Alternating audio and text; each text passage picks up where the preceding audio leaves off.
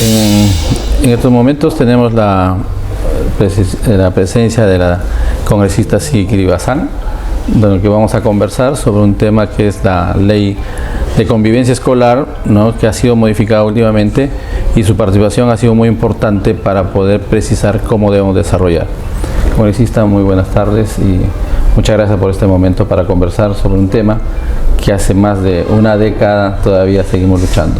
Así es. Muchas gracias, decano, y por supuesto desde nuestro despacho y desde el Congreso de la República habemos aquí congresistas que estamos muy interesadas en que la salud mental no sea solamente una palabra, sino una acción concreta que vaya acompañada de leyes, pero también de un presupuesto para ejecutarlas. Bien, usted lo ha dicho, ¿no? No tan solo palabras ni documentos, ¿no? ¿Cómo podríamos, ¿no?, desde su mirada legislativa, cómo se podría empezar a poder implementar esta ley, ¿no?, la 29719, que hace más de 12 años se promulgó, ¿no?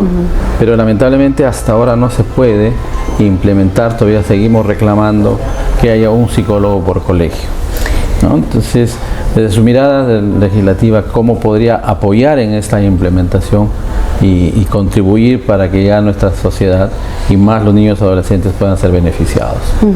Sí, creo que justo nosotros en nuestra intervención en el Pleno del Congreso dilucidamos que el 98% de las instituciones educativas no cuentan con por lo menos un psicólogo especialista en la materia, y esto es algo que es exigido por la norma, que pese a que se ha replanteado o se ha propuesto una modificatoria para incorporar, por ejemplo, en el ejercicio de los SERUMs a los profesionales en psicología, ha planteado también algunas otras cosas que no tienen forma de materializarse si es que no se acotan, no solamente en temas de plazos, en temas de presupuesto, sino también particularmente se menciona y se modifica la norma para pedir cámaras de videovigilancia cuando sabemos que eso no es garantía de que lo evidenciado en dichas imágenes sea revisado, sancionado o prevenido, abordado de alguna forma. Entonces seguimos teniendo estas carencias en una norma que ya tiene más de 10 años en realidad pendiente de ejecutar. Hemos visto además el gran déficit o la brecha de salud mental en cuanto a el trabajo de los psicólogos en departamentos como Madre de Dios, que es uno de los más olvidados en salud mental en nuestro país, y es por ello que aquí concentramos nuestros esfuerzos en poder insistir en que la ley de presupuesto que hoy le asigna, creo que a las justas, y el 6% del porcentaje, valga la redundancia, asignado al sector salud en salud mental, pueda incrementarse y que la ley de presupuesto realmente sea un correlato a estas iniciativas que se están planteando, ¿no? Bien. Hablando de presupuesto, ¿no?, muchos de los digamos reclamos frente a esta situación, la respuesta es: no hay dinero, ¿no? ¿Usted cree que el país no tiene dinero para invertir en el desarrollo humano? ¿Cree que debemos priorizar el desarrollo humano, ya que nuestra sociedad lamentablemente está siendo impactada, ¿no?, y ahora estamos preocupados por la salud mental de la población, ¿no? Muchos de los indicadores están relacionados a la violencia y otros problemas que se han incrementado post pandemia. ¿Se puede traducir? ¿No podemos digamos reorientar el presupuesto para el desarrollo humano y que esté en beneficio de los niños y adolescentes de las instituciones educativas? Sí, creo que usted da de alguna manera en el clavo cuando habla de desarrollo humano. Para quienes hemos estudiado ciencias sociales y sabemos del índice de desarrollo humano y sabemos de estos indicadores de bienestar de la población, creo que la salud mental es uno de ellos, y sí me parece importante que hablemos de salud mental. Yo hacía énfasis en mi intervención durante la exposición de la Ley de Presupuesto 2024, porque no solamente hemos atravesado una pandemia, sino que si hablamos del presupuesto asignado en salud, solo en salud, antes de la pandemia y después, no alcanzamos los niveles presupuestales de antes de la pandemia, lo cual ya es ridículo, habiendo tenido que enfrentar una enfermedad que nos ha dejado además secuelas que no solo son físicas, el dolor de haber visto a familiares cercanos, amigos, parientes fallecer sin atención médica, la situación a nivel mundial que distanció a personas que tuvieron que enclaustrarse, cuarentenarse, ¿no es cierto?, en distintos puntos del país, fuera de su lugar de origen o fuera de su propio hogar, domicilio, etcétera, ha impactado terriblemente. Y para además añadir una de las cifras más preocupantes sobre salud mental también ha sido evidenciada en los niños. Niños que no han tenido una escolaridad normal. Se habla ahora de una generación COVID, de pequeños que no han tenido, como cualquiera de nosotros, una niñez de juego, de intercambio, de incluso desgaste físico, porque no estaba permitido salir a los parques, a los patios, a los recreos.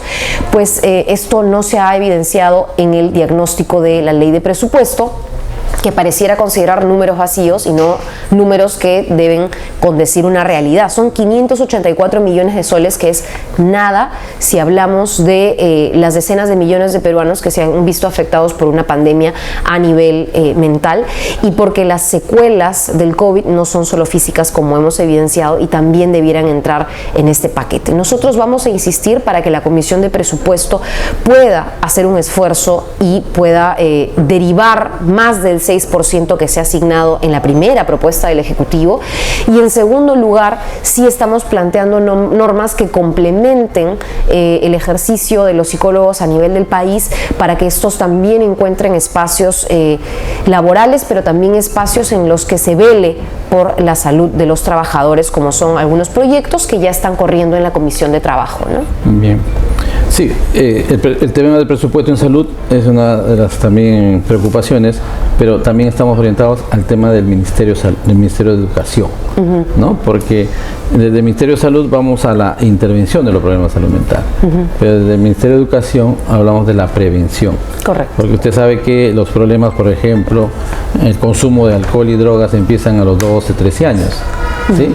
Y muchos de los problemas así inician en la adolescencia, ¿no? Como por ejemplo hablamos del feminicidio, por ejemplo, ¿no? Es un tema de relación, y esto empieza en los enamoramientos, y los enamoramientos empiezan en la adolescencia, en los colegios. Entonces, ¿cómo podemos orientar? Usted planteó, por ejemplo, una línea ocupacional, una línea de trabajo para poder insertar los psicólogos, ¿no? Los psicólogos en el Ministerio de Educación son tratados como administrativos y no hacen línea de carrera, ¿no? Para hacer línea de carrera tienen que estudiar docencia, y recién se insertan dentro de la carrera pública en el Ministerio de Educación. Así no podemos motivar, ¿no? Por ejemplo, esta ley también, ¿no? De alguna manera tiene esa falencia probablemente, porque vamos desde el Ministerio de Salud, pero el Ministerio de Educación también debe preocuparse por insertar dentro de la educación, no tan solo de conocimiento, sino de la educación emocional que tanto necesitamos. ¿Cómo desde el legislativo podemos trabajar ese tema, ¿no? Para poder, digamos, insertar y hacer carrera pública de los psicólogos, y de esa manera se involucren más con la población estudiantil? Correcto, lo más lógico sería que a través de la norma, pero como hemos visto, la norma ha hecho en realidad poco eco o ninguno en el tema del Ministerio de Educación, pese a que es una norma enfocada en los escolares, una norma que además en algún momento se denominó la anti-bullying, porque el bullying se evidencia en los colegios, y es ese tema, el tema de la violencia, porque, y yo le pongo un ejemplo muy coyuntural, hemos visto en todos los medios de comunicación casos de animales, por poner un ejemplo, violentados por sus dueños, por sus, en fin, por sus familias, ¿no? Y lo que no evidenciamos es que ese aprendizaje muchas veces también viene desde la crianza, desde la infancia, en donde incluso padres de familia normalizan actitudes violentas contra otros seres considerados inferiores, que no necesariamente lo son, y esto después se extiende a otros seres humanos y a niveles, como usted ha evidenciado, mayores. Entonces, nuestra lucha contra la violencia tiene que ser preventiva, tiene que ser desde la niñez y tiene que ser abordada desde el enfoque de salud mental. Tenemos, no solamente me permitiría decir que involucrar al Ministerio de Educación, sino en el caso que usted menciona, al Ministerio de la Mujer y Poblaciones Vulnerables, porque también hay que hacer un trabajo educativo desde la relación entre varones y mujeres para que podamos tener no estas conductas, ¿no es cierto?, estos micromachismos y otros normalizados. Entonces, lo que podríamos sugerir, y creo que esta conversación también nos ayuda a plantearnos nuevas metas, es que no solamente se trabaje el tema presupuestal o legal o técnico, sino que también se tejan hilos con los diferentes ministerios, se pueda incluso crear espacios de trabajo, puede hacerse una mesa de trabajo, puede crearse un grupo de trabajo dentro de la Comisión de Educación, entre otros, que nos permitan, con la presencia del Colegio de Psicólogos, poner, ¿no?, énfasis en la importancia de la salud mental y del trabajo que ellos desarrollan para que esta ley no caiga en saco roto, ¿no? Muy bien, felicitaciones por esa idea, ¿no? Me parece importante empezar a trabajar de manera tripartita, o si podemos decirlo así, correcto, entre el Ministerio de Educación, ¿no?, que pronto ahí es donde se inicia la violencia, el Ministerio de Salud, que debería intervenir tempranamente a estos indicadores, y también el tema de la violencia, ¿no?, la violencia contra la mujer, que es uno de los indicadores más potenciales de la violencia, ¿no?, así es, que lamentablemente estamos viviendo. En ese sentido, estaría dispuesta a hacer, digamos, participar en un conversatorio que vamos a organizar, ¿no? Estamos organizando un conversatorio apuntando con esa idea para ver, ¿no?, desde los 3 estamentos cómo podemos, ¿no?, aterrizar en una, digamos, en una idea más operativa sobre la ley, ¿no?, la ley de violencia. Porque hay muchas leyes de violencia que están saliendo, ¿no? Entonces usted sabe que muchas leyes, pero no aterrizamos en algo concreto que podría ser. De repente, sí, ¿cómo podríamos fortalecer esta idea que también lo plantea usted, que también desde el Colegio de Psicólogos salió, ¿no? Entonces, claro, ¿cómo podríamos, digamos, delinear ese trabajo de las mesas que usted plantea? Sí, nosotros estamos dispuestos, esperamos la convocatoria del colegio, articulamos, yo no soy miembro de la Comisión de Educación, pero articulamos con nuestros representantes de bancada que sí lo son, que son miembros de esa comisión, para oficiar y que la presidencia tenga bien crear o conformar ese grupo de trabajo. De lo contrario, el otro rumbo de acción es oficiar al Ejecutivo, directamente a Minedu, para que también tenga bien recibirnos. Y de realizarse algún conversatorio en el que se nos convoque, por supuesto, pactando y coordinando día y hora, nosotros no tenemos ningún problema de estar ahí presentes. Muy bien, estimada congresista, muchas gracias. Desde el Colegio de Psicólogos queremos seguir deseándole, ¿no?, éxitos en su gestión parlamentaria, su compromiso con la sociedad. De una otra forma, espera mucho de ustedes, ¿no?, de leyes que sean, digamos, que aterricen en una realidad y en beneficio de la población. Gracias por este espacio y un saludo institucional desde el Colegio de Psicólogos y gracias por esta entrevista. No, y estamos para trabajar en equipo. Muchas gracias también a usted, Héctor.